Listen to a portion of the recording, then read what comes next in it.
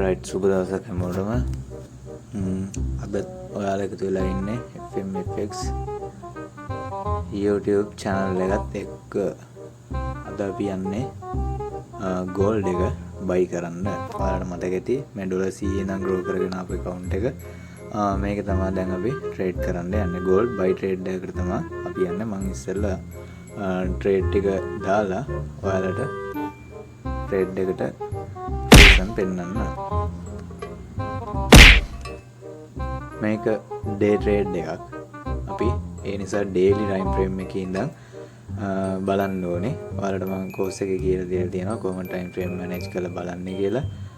එතකොට daily අපිට up trend එකක් තියෙනවා. ඔයාලා හැමෝටම පේනවා ඇති.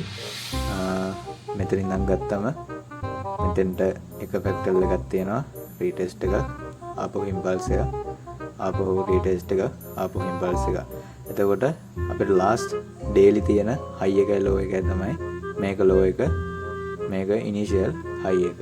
ඊට පස්සේ අපි ඒ ටික බලාගෙන 4 hour වෙනවා. 4 hour ඇවිල්ලා බලද්දී අපිට පේනවා අපිට last low එකක් තියෙනවා මෙන්න මෙතන, last high එකක් තියෙනවා මෙන්න මෙතන. 4 hour ඉඳන් මම ඔයාලට mark කරලා පෙන්නන්නම් high and lows. මේ MT4 එකේ එහෙම ලොකු tools නැහැ. trading view වගේ clear analyze එකක් කරන්න අමාරුයි මේකේ. දැනට මෙහෙම බලා ගන්න. මේක තමයි අපේ 4 hour low එක.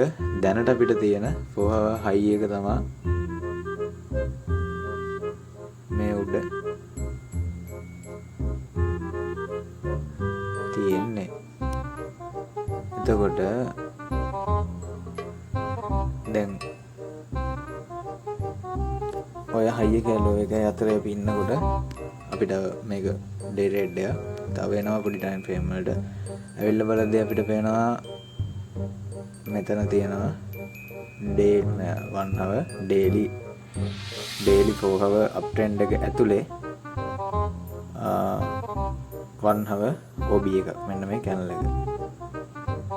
මෙන්න මේ candle එක තමයි OB candle එක. මේ මෙන්න මේ කොළ පාට candle එක. ඒක මම personal ගන්න candle එකක්. එතකොට මම ඔයාලට කියලා දෙනවා course එකෙත් with the trend trade කරන්න කියලා. ඒ කියන්නේ trend එකට against යන්න එපා. මෙහෙම buy වෙද්දි මෙච්චරක් buy වෙලා තියෙනවා. දැන් sell වෙන්න ඕනේ එහෙම කියලා sell orders වලට යන්න නෙමෙයි. හැම වෙලාවෙම trend එකත් එක්ක trade කරන්න. ඒක ගොඩක් safety accurate එක වැඩි. එතකොට 1 hour OB එක දැන් market price එක tap වෙනවා 1 hour OB එකේ. මෙන්න OB එක.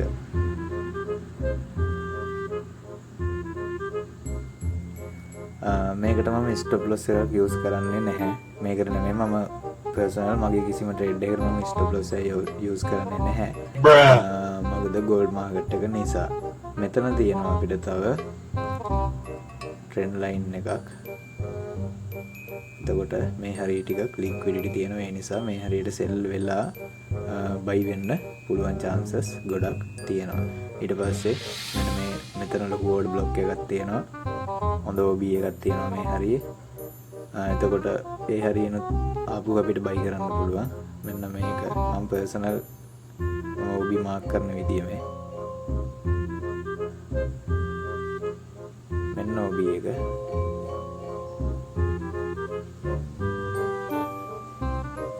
මෙච්චරයි. මෙතනින් පල්ලෙහාට market price එක එනවා නම් ඒ OB එක valid වෙන්නේ නැහැ. එහෙම වෙන්නේ නැහැ අනිවාර්යෙන්. මෙතනින් pip 70ක 80ක හරි retracement එක අනිවාර්යෙන් වෙනවා. ඕක තමයි සරලවම analyze එක. අපිට 15 minute ගිහින් තව confirmation ගන්න පුළුවන්. confirmation කියන්නේ තව ටිකක් ඉතින් trade එක refine කරන එක තමයි low time frame වලට එන්න වෙන්නේ. මම නම් සාමාන්‍යයෙන් 1 hour වලින් වගේ පල්ලෙහාට යනවා අඩුයි day trade එක. scalping වල නම් 1 minute වෙනකම්ම trade කරනවා. මේක ටිකක් day trade එකක්. මොකද account capital එකක් අපිට තියෙන $1500ක. ඒ නිසා අපි ලොකු trade එකකට තමයි යන්න ඕනේ. ඒ නිසා තමයි මම day trade එකකට enter වෙලා ඉන්නේ. එතකොට තව අපිට කන්ෆර්මේෂන් ගන්න පුළුවන් මෙතන 1 hour RSI එක. 1 hour RSI ෆ්‍රී ටෙස්ට් වෙලා තියෙනවා. ඩයිවර්ජන් ආපහු පාරක් 6 හයිස් හදනවා මෙතන. එතකොට මේ RSI එක ඕවර්බෝඩ් වෙලා ආපහු 170 ලෙවල් එකට ඇවිල්ලා තියෙනවා. මේවා ලීඩින් ඉන්ඩිකේටර්. ඒ නිසා මේක හැමතිස්සෙම වෙනස් වෙනවා. එතකොට ෆ්‍රී ටෙස්ට් එක අරන් තියෙන නිසා ආපහු RSI ඉම්පල්ස් එකත් යන්න ඕනේ. ඒකත් අපිට තව තියෙන ඇඩිෂනල් කන්ෆර්මේෂන් එකක්. මෙතනින් තව හොඳ සප්ලයි එකකුත් මාකට් එකට අරන් දීලා තියෙනවා. මේ සප්ලයි එක දුන්නේ කොහෙන්වත් නෙමෙයි. මේ හරියට එන්න ඊයේ රෑ පවෙල්ගේ ස්පීච් එකක් තිබ්බේ. ස්පීච් එකෙන් තමයි මේ බයි මූවමන්ට් එක මෙන්න මේ මූවමන්ට් එක අරන් ගියේ.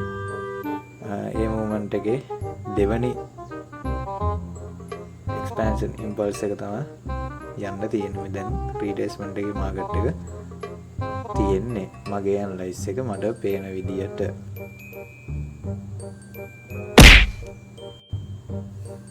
එතකොට අපි පළවෙනි ටේක් ප්‍රොෆිට් ටාගට් එක වෙන්නේ මෙන්න මේ 4 hour high එක. මම ඔයාලට කලින් අපිට high එක low එක අතරින් ඉඳි මම කට්ටියට කියලා දෙනවා. with the trade එක ගත්තට පස්සේ initial මෙතන high එක ගලවනකොට එතන තමයි අපේ first TP එක high වලට low වලට තමයි මම ඔයාලට කියලා දෙන්නේ. previous high වලට low වලට take profit set කරන්න කියලා. එතකොට මෙතන මේ රතු එක තමයි මගේ first take profit එක. ඊට පස්සේ ආයෙමත් take profit එකකට යනවා නම් මම යන්නේ daily වලින් liquidity තියෙන තැනකට. සාමාන්‍යයෙන් මෙන්න මේ high එක සහ මෙන්න මේ high එක වගේ තමයි ඊළඟට break even hold එකකට යනවා නම් යන්නේ. දැනට මට තියෙන first target එක තමයි මෙන්න මෙතන. ඒ කියන්නේ 821 19යි 821 තමයි 820. ඒ කියන්නේ pip වලින් බැලුවොත් pip 50ක් විතර තමයි මේකේ මගේ first take profit එක තියෙන්නේ. 1 hour later.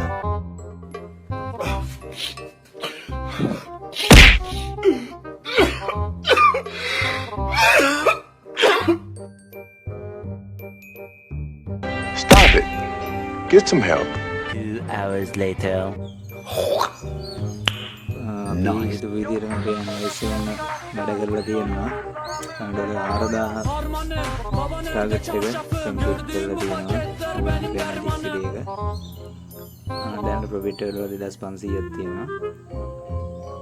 TP1 ටාගට් එක කම්ප්ලීට්. දැන් අපිට තියෙන්නේ second TP එක කැච් කරන්න. second TP එක 19880. ඒ කියන්නේ මේ entry points වලින් ඉඳගෙන pip 100ක්. pip 100ක් තමයි ටාගට් එක. ඒ කියන්නේ මේ account එක $5000 ටාගට් එකට ගෙනියන එක තමයි මේ trade එකේ තියෙන challenge එක, event එක. අපි තව ටිකක් hold කරලා බලමු. තව 4 hour candle එකක් විතර යද්දි සමහර විට මේ 4 hour candle එකෙන්ම TP එකට එන්න පුළුවන්.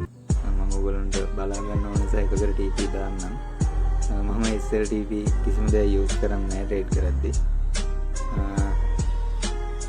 ඔයාලා බලයි මේ what the fuck risk එක වැඩි නේද කියලා. එහෙම දෙයක් නැහැ. ඒක ඔයාලට trade කරන් යද්දි අවුරුදු 4-5ක් යද්දි ඕගලන්ට තේරෙයි SLTP ඕනමද trade කරන්න කියලා. Much later.